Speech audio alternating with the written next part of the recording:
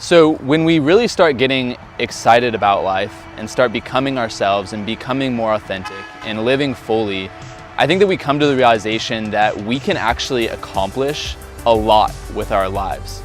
We can produce a great deal with the time we have here on this earth, and it's really a beautiful thing. And I think that if we look at successful people, like older successful people, I think that the main thing that they have done is they've learned how to manage their person. So they've learned how to manage their time so that they are not wasting time. And I don't think that they necessarily work any harder than unsuccessful people, but I think that successful people simply, they've learned how to have willpower, how to have discipline, and how to work on high quality tasks rather than watching Netflix or wasting time on other unimportant activities. So time management, I think, to be really happy and successful and fulfilled in life, and not just monetarily, but just in the way you feel about yourself, is to learn how to manage your time. So I am not a time management expert. It's been something that I've been horrible at my whole life, but for the past 5 years, it's something I've studied extensively. And in this video, I'm gonna share with you guys a realization that I've had recently about consequences. So it's a topic within time management that I think is really interesting and I don't think a lot of people know about.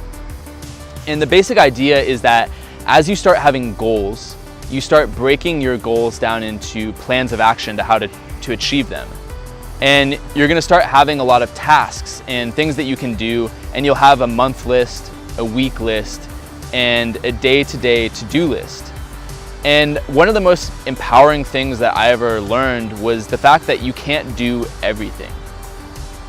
I think a lot of times we get super stressed out about thinking that we have to accomplish everything that's on our list.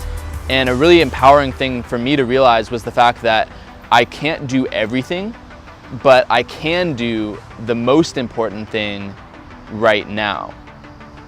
So every task and objective can be broken down into 4 categories. What is both urgent and important, what is urgent but not important, what is important but not urgent, and then what is neither urgent or important. And I know that's a little bit confusing, but I'll illustrate my point.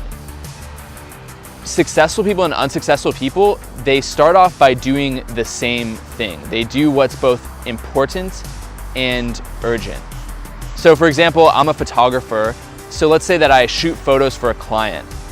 An urgent and important task would be to edit and deliver those photos because it's time sensitive and it's important because they paid me for it.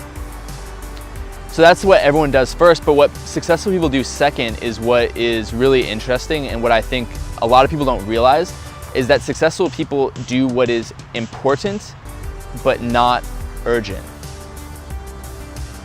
They do the task that's easy to procrastinate on and that has a long time perspective. So for example, let's say you're watching this video and you have a book within you.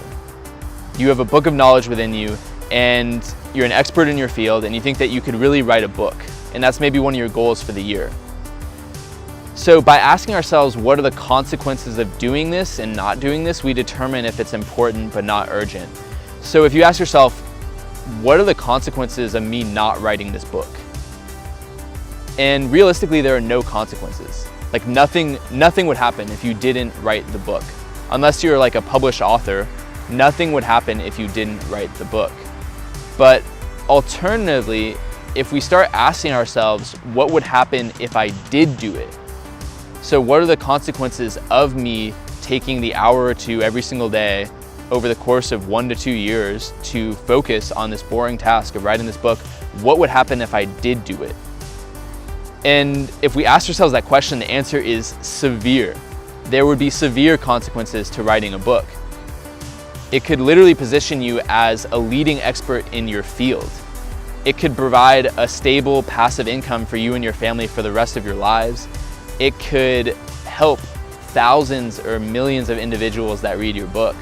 So the consequences are severe, and that's what successful people I think are focused on, whereas unsuccessful or most people, they do what is urgent but not important, or they do what is neither important or urgent. So they just do the busy tasks that are constantly coming up for us, calling someone back, just doing things that don't really have much significance.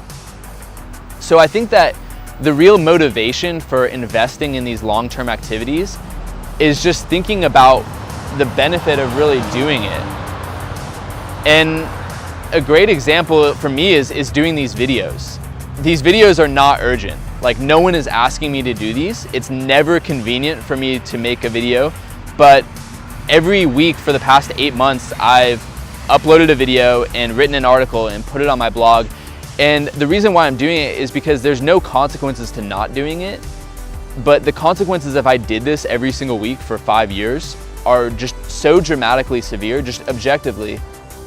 If I was able to do that every single week, in 5 years, I could be excellent at speaking. I could be excellent at articulating a very abstract idea and bringing it down into digestible content. I could potentially be paid to speak. I could maybe provide an income for myself or I could help. Really, that's the end of the day why I'm doing it. I could help a lot of people. And so I think that's just a cool way of reframing things, is asking, what are the consequences of me doing this? And we should be asking ourselves this for every single task. And if a task has no consequences of doing it or not doing it, then that's something that we should eliminate altogether. Because if there's too much stuff for us to do, we have to learn how to stop doing certain things, but to start doing the things that actually matter. So I hope you guys like this video. I hope that this maybe sparked some thinking within you. And I would love if you commented below with any ideas or realizations that you've had about time management. Because I think that very few people are experts at time management, but I think that everyone is learning, and I think that everyone is kind of waking up to this idea now that instead of spending our time watching TV or surfing the web, we can actually take control of ourselves and really create a lot of amazing things with our time here. So I'll see you guys next week. Ciao.